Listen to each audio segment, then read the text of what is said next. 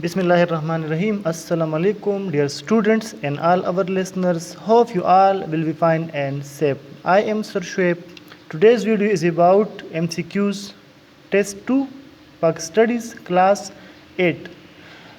इस वीडियो का भी आप लोग वही पैटर्न वही तरीका अपनाओगे जो इससे पहले वाले वीडियो ने आप लोगों को कहा गया था। इसमें मैं ये MCQs बना चुका हूँ चैप्टर नंबर 1 और 2 पाक स्टडी क्लास 8 से। हर MCQ के सामने 3 आंसर्स हैं, इनमें एक आंसर करेक्ट है।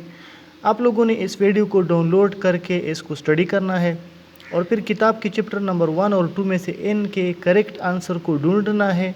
फिर आप लोगों ने नंबर वाइज पूरा क्वेश्चन नहीं लिखना, बस सिर्फ हर जो MCQ है उसका करेक्ट ऑप्शन एक लाइन में लिखना है। जो भी सही जवाब होगा वो आप लोग लिख ले, एक पेज नीट बनाए और फिर उसको अपने टेस्ट जो है उसकी वीकली टेस्ट में संभाल के रखिए। फिर जब आप स्कूल आएंगे तो वो ये अपने साथ लेके आएंगे। मैं यहाँ से MCQs रीड करवाता हूँ, आप लोग देख ले, सुन ले, समझ जाए और फिर इसके बाद वो आंसर आप अपनी बुक में से ढूंढ ले और अगर मुमकिन है तो हर आंसर को हाईलाइट करी किताब में ही।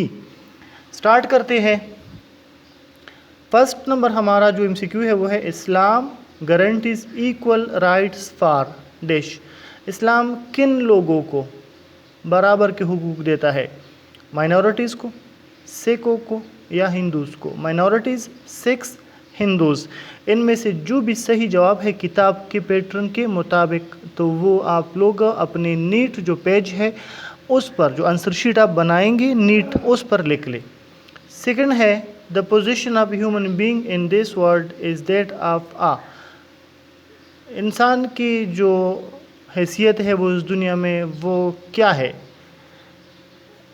Slave, vice Geraint, assistant. जो भी सही जवाब है किताब के 1 और 2 चैप्टर के मुताबिक वो आप ढूंढ ले और अपने नीट जो पेज है उस पर सिर्फ वो करेक्ट ऑप्शन जो है वो 2 के सामने लिख ले।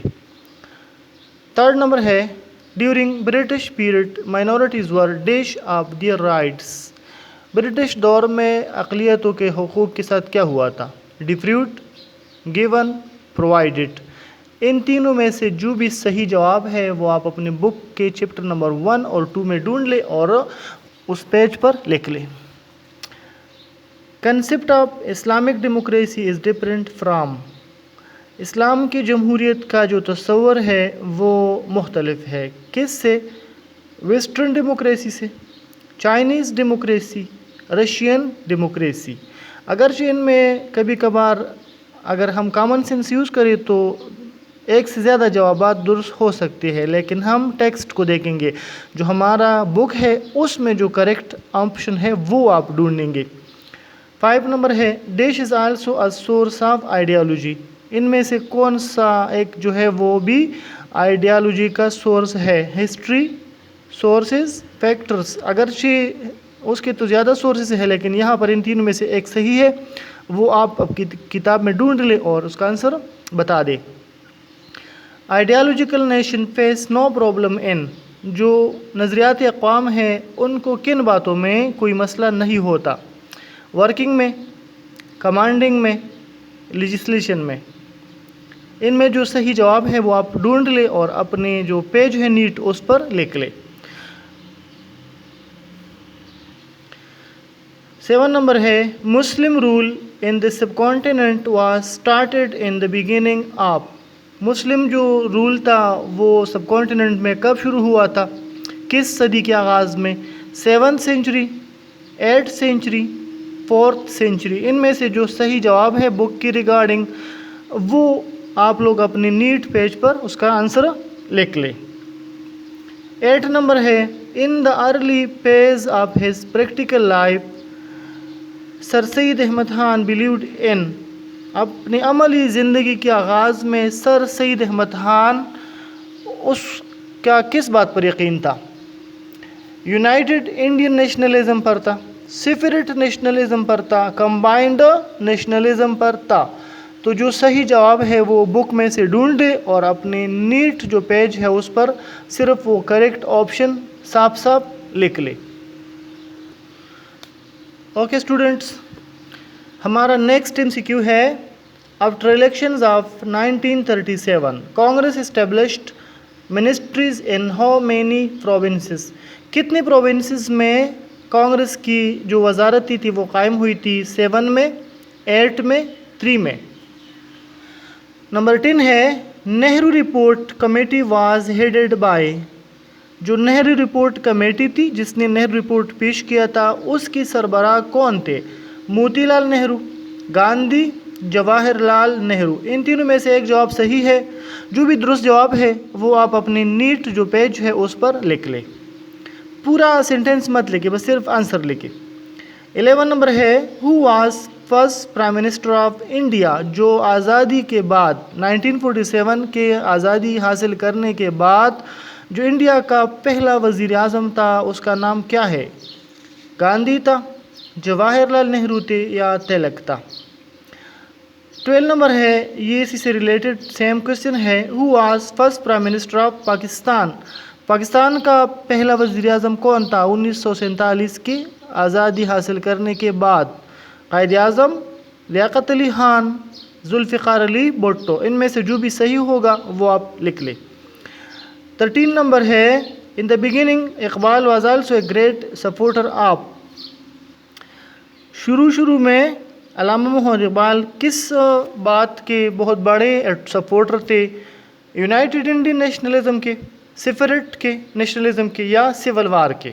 सेपरेशन के, सिविल वार के या यूनाइटेड इंडियन नेशनलिज्म के? इनमें से किस बात के वो सबसे ज़्यादा सपोर्टर थे? वो दुरुस्त जवाब आप अपनी नीट पेज पर लिख ले। 14 नंबर है Iqbal believed that principles of dish democracy can not be implemented in India. European democracy, Muslim democracy, Chinese democracy. किस जमहूरियत के उसूल अल्लामा इकबाल के मुताबिक वो हिंदुस्तान में या सब कॉन्टिनेंट में नाफिज नहीं की जा सकते? और नंबर 15 है cabinet mission submitted it's proposals on. किस तारीख़ को काबीना मिशन या कैबिनेट मिशन वफद ने अपने जो तजावीज़ थे वो सबमिट किए थे? 16 मई 1946, 17 मई 1946, 15 मई 1946। इनमें से जो सही जवाब है वो आप बुक में ढूंढ लें और वो अपनी नीट जो पेज है या नोटबुक है उसमें लिख लें और फिर वो पेज अपने टेस्ट फाइल में संभाल के रखें और जब स्कूल वापस आप आएंगे तो ये अपने साथ आप लोग लेके आएंगे। इन MCQs का मतलब या मकसद ये है कि आप अपने दोनों जो चैप्टर है उनके अहम MCQs से आगाह हो जाए, ये आपके दिमाग में बैठ जाए, आप इनसे वाकिफ़ हो जाए, शनासाई हो जाए, फेमिलियर हो जाए, आप लोगों के लिए आसान हो जाए ये और कोर्स कवर करना फिर आपके लिए मुश्किल ना हो। हम चाहते हैं कि इन जो छुट्टियाँ है, वेकेशन है, इनके दौरान भी आपका काम जारी रहे, आप लोगों की स्टडीज़ सफ़र ना हो। आप लोग और आपके पेरेंट्स ये जान ले कि ऐसा बिल्कुल भी नहीं है कि अब ये जो पेंडेमिक है इससे बस दुनिया रुक गई है, अब इसके आगे कुछ नहीं है। तो नहीं, ऐसा बिल्कुल भी नहीं है।